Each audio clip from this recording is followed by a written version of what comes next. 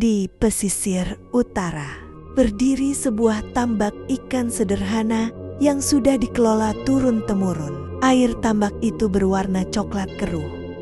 Bukan karena kotor, tetapi karena tanah pesisir yang bercampur lumpur halus membuat permukaannya tampak seperti kopi susu setiap kali angin pantai bertiup pelan. Di salah satu pojok tambak, menumpuk beberapa kaleng cat bekas dan ember karatan, peninggalan para pekerja lama yang tidak pernah dibereskan. Rumput liar tumbuh di sela-selanya, memberi kesan tambak itu hidup dalam kesunyian dan ketidakteraturan. Di belakang tambak terbentang lahan singkong yang tumbuh tanpa pola. Tidak ada jarak yang seragam, tidak ada batas yang jelas. Seakan singkong itu tumbuh sesuka hati, mengikuti arah angin dan lembabnya tanah. Daun-daunnya banyak yang berlubang karena dimakan serangga malam. Beberapa batang singkong bahkan miring, seakan hampir tumbang karena angin pesisir yang kencang.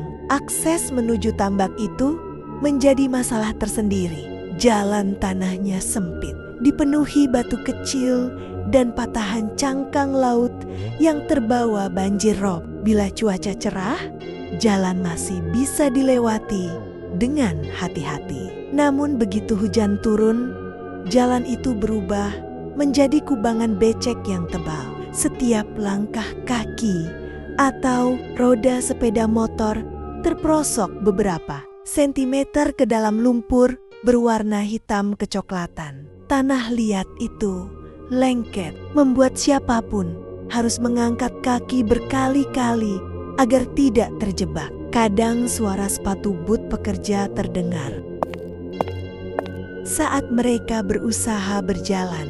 Tak jarang juga motor milik warga harus dituntun. Ramai karena tidak mampu melaju. Meskipun sulit, orang-orang tetap datang setiap hari. Tambak itu, dengan segala kekacauan dan kesederhanaannya, menjadi tempat bergantung banyak keluarga. Di sore hari, aroma asin laut bercampur bau lumpur terangkat bersama angin. Suara ombak jauh mengiringi aktivitas tambak yang sederhana. Meski jauh dari kata rapi, tambak itu menyimpan ketenangan khas pesisir. Tempat di mana kerja keras dan alam saling berdampingan dalam kesunyian. Malam itu, angin pesisir bertiup lebih dingin dari biasanya. Umar, lelaki 29 tahun yang sudah hampir setahun menjaga tambak itu, berjalan menyusuri jalan berlumpur sambil membawa senter kecil yang cahayanya mulai meredup. Ia baru selesai memastikan pintu gudang pakan terkunci ketika Samar melihat sosok berdiri di ujung jalan becek yang mengarah ke kebun singkong. Umar berhenti. Cahaya senternya bergetar bersama tangannya. Di depan, seorang perempuan berdiri diam. Tubuhnya kaku, tidak bergerak sedikit pun. Gaunnya sederhana, warnanya kusam, seperti sudah lama dipakai. Rambutnya panjang menjuntai, menutupi sebagian wajah. Ia seolah sedang menunggu seseorang. Tidak menoleh, tidak bergerak, hanya menatap lurus ke arah jalan berlumpur yang makin gelap. Umar mengerutkan dahi. "Mbak, nyari siapa?" tanyanya dengan suara setengah ragu. Tidak ada jawaban, hanya suara angin, gemerisik daun singkong, dan percikan kecil dari air tambak yang digelitik angin malam. Perempuan itu tetap diam, seolah tidak mendengar apapun. Umar maju 2 langkah. Tapi semakin dekat, ia merasa ada sesuatu yang janggal. Kakinya seakan menolak melangkah.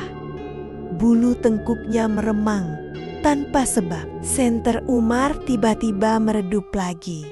Cahaya berubah menjadi kuning pucat. Dalam cahaya samar itu, Umar melihat sesuatu yang membuat napasnya tercekat. Kaki perempuan itu tidak menapak tanah. Ujung gaunnya menggantung beberapa sentimeter di atas lumpur yang seharusnya menempel jika ia berdiri. Umar mundur perlahan.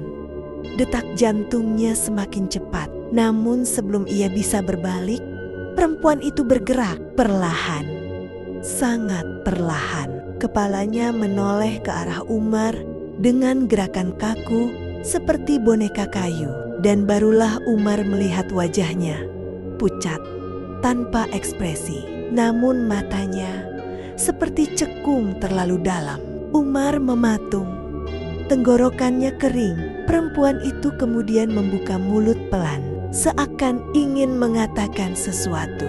Tapi yang keluar bukan suara manusia, melainkan suara lirih. Seperti seseorang menggeser batu basah, panjang dan serak. Membuat Umar mengigil tidak karuan.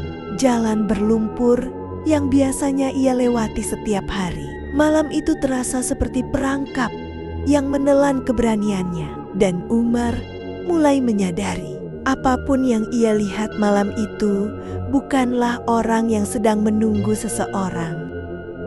Umar menelan ludah ketika langkahnya terhenti sendiri. Perempuan itu yang sejak tadi berdiri diam seperti patung di tengah jalan berlumpur mulai menoleh perlahan.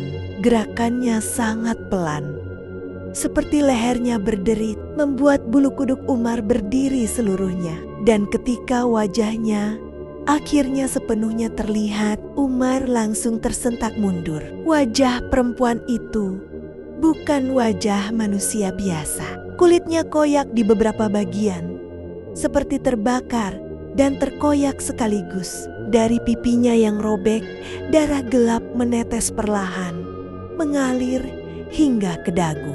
Matanya cekung, merah, dan tidak berkedip sedikit pun. Senyuman lebar yang tidak wajar muncul tiba-tiba, memperlihatkan gigi yang penuh darah segar. Kemudian, tanpa peringatan, perempuan itu tertawa. Tawanya nyaring, melengking, memecah sunyi malam pesisir. Suaranya seperti berasal dari segala arah, menggema di antara pohon singkong dan tambak yang gelap. Umar merasa lututnya lemas, napasnya tercekat, tubuhnya seperti tidak mampu bergerak. Namun rasa takut yang memuncak justru membuat tubuhnya spontan bereaksi. Ia berbalik secepat mungkin dan berlari tergesi-gesa melewati jalan berlumpur. Setiap langkahnya memercikan lumpur ke kaki dan celana kerjanya. Tapi ia tidak peduli. Napasnya memburu. Dadanya terasa sesak. Sampai akhirnya ia melihat bedeng, tempat para pekerja tidur. Tanpa pikir panjang, Umar menendang pintu kayu yang setengah lapuk itu dan langsung masuk. Ia melihat temannya, Darmo, tertidur lelap di kasur tipis. Dar, bangun, di luar ada kuntilanak. Cepetan. Umar mengguncang bahu temannya dengan gemetar. Darmo terbangun dengan wajah datar dan Umar hampir tidak bisa bicara. Nafasnya tersengal, wajahnya pucat dan tubuhnya masih menggigil hebat. Ia menunjuk ke arah luar sambil terbata-bata. Ada kuntilanak. Suara itu seakan masih menggema di telinganya. Dan di luar, di antara gelapnya malam pesisir, angin bertiup kencang, membuat pintu bedeng bergeser sedikit, seolah sesuatu sedang menunggu. Darmo menatap Umar tanpa ekspresi, tidak terkejut, tidak takut, seolah cerita itu bukan sesuatu yang luar biasa sama sekali. Ia hanya menghela napas pelan, lalu bangkit dari kasurnya dengan gerakan santai, tanpa bertanya lebih jauh. Darmo mengambil sandal jepitnya dan membuka pintu kayu bedeng. "Hem," katanya datar. Umar terpaku. "Dar, mau kemana?" tanyanya.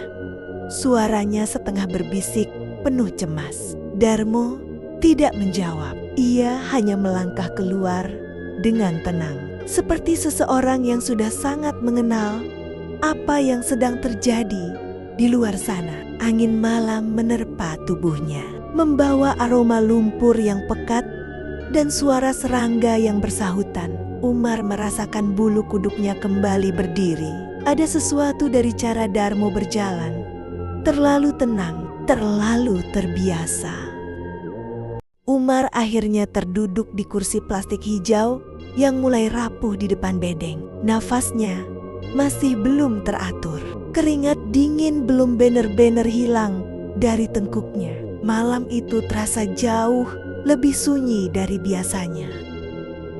Suara ombak kecil dari arah tambak dan gesekan dedaunan singkong yang tak teratur. Beberapa menit berlalu. Tiba-tiba terdengar suara motor mendekat, memecah keheningan. Suara knalpotnya berat, seperti motor tua yang sering dipakai pekerja tambak. Umar langsung berdiri, menajamkan pandangan ke arah gelap. Lampu motor itu akhirnya terlihat dan Umar terbelalak. Darmo turun dari motor sambil menguap, membawa plastik kecil berisi kopi sachet dan mie instan. Ia tersenyum santai. "Loh, Mar, ngapain bengong gitu?" katanya sambil menepuk bahu Umar dengan santai. Umar memaku diri. "Dar, kamu dari mana? Dari warung?" "Ya dari mana lagi?" jawabnya sambil membuka plastik belanjaan. Umar makin pucat. "Tapi tadi kamu tidur di bedeng, terus keluar gitu aja. Kamu diem aja, gak ada ekspresi, terus jalan ke depan tambak." Darmo menatap Umar lama. Wajahnya berubah bingung. "Tidur? Keluar, Mar? Aku dari warung 1 jam lebih. Aku ngobrol sama Pak Zarnal. Aku gak tidur dari tadi." Angin malam terasa menggigit. Keduanya saling memandang. Sama-sama mulai menyadari betapa anehnya situasi itu. Umar merasa bulu kuduknya berdiri satu persatu. Akhirnya Darmo menghela napas dalam, mencoba meredakan ketegangan. Udah, masuk aja Mar. Jangan dipikirin dulu." Mereka berdua masuk ke dalam bedeng, menutup pintu rapat-rapat. Umar duduk di kasur tipis, sementara Daemo mematikan lampu luar. Meski mencoba tidur, keduanya tidak benar-benar bisa memejamkan mata.